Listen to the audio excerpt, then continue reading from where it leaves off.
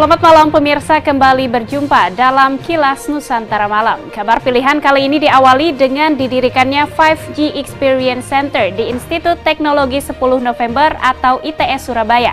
Hasil kerjasama dengan Oulu University dan pemerintah Finlandia. Terkait hal ini, Menparekraf Sandiaga Uno menyebut teknologi 5G akan mendukung pengembangan pariwisata. Lalu beralih ke kabar relaksasi PPKM pemirsa di Kota Tangerang. Bioskop telah diizinkan beroperasi kembali per hari ini, tentunya dengan disertai kepatuhan terhadap protokol kesehatan.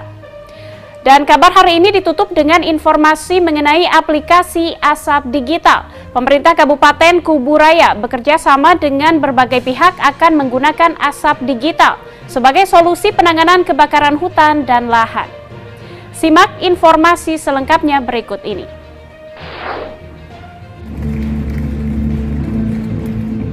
Menteri Pariwisata dan Ekonomi Kreatif Menparekraf Sandiaga Salahuddin Uno di Surabaya Kamis 16 September meresmikan 5G Experience Center atau Pusat Pengalaman Teknologi 5G di kampus Institut Teknologi 10 November Surabaya hasil kerjasama dengan Oulu University bersama pemerintah Finlandia.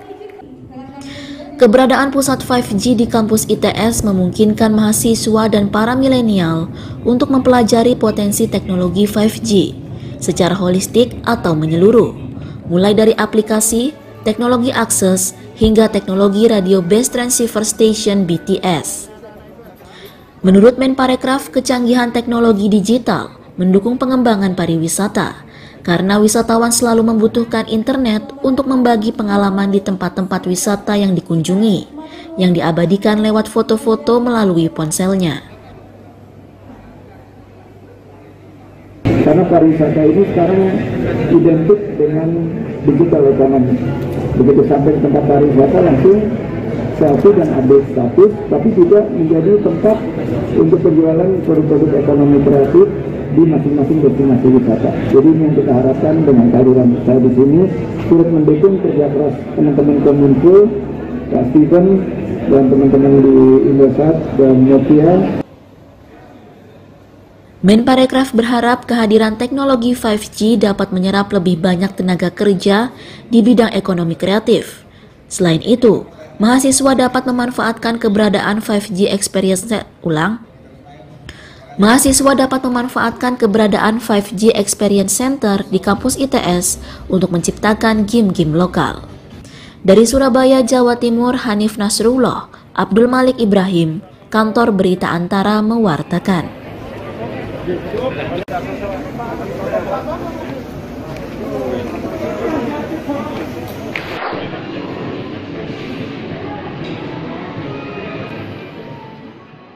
Mulai beroperasinya pusat perbelanjaan di Kota Tangerang, Banten setelah Kota Tangerang berada di level 3 pemberlakuan pembatasan kegiatan masyarakat dan berada di zona kuning penyebaran COVID-19, nampaknya juga menjadi angin segar bagi pengelola gedung bioskop.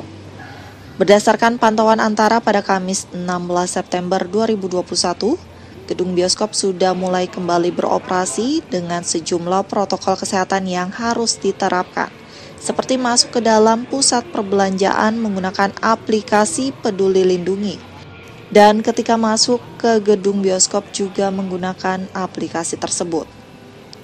Kepala Dinas Kebudayaan dan Pariwisata Kota Tangerang, Ubaidillah Ansar menegaskan, protokol kesehatan harus diterapkan termasuk di gedung bioskop, di mana pengunjung yang masuk harus sudah menerima vaksinasi COVID-19 sebanyak 2 kali. Masuk mall pakai Peduli Lindungi, kemudian masuk bioskop juga harus pakai Peduli Lindungi. Nah ini juga bagian safety yang dilakukan oleh teman-teman yang XX1 gitu. Cuma memang harus vaksin 2 kali, Pak? Ya vaksinnya 2 kali. Kalau nggak 2 kali nggak akan bisa masuk gitu, nggak keluar itu ya Peduli Lindunginya.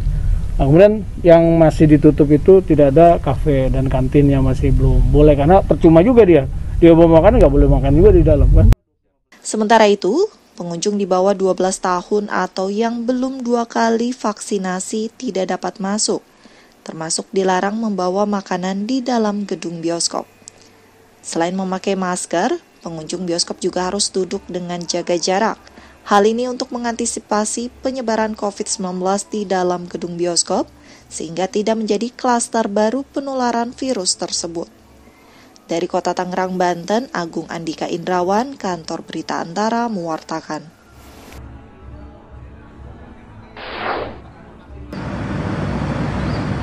Penandatanganan nota kesepahaman terkait tindakan rasional dan strategis dalam penanganan karhutla secara permanen menggunakan aplikasi asap digital digelar oleh pemerintah Kabupaten Kubu Raya.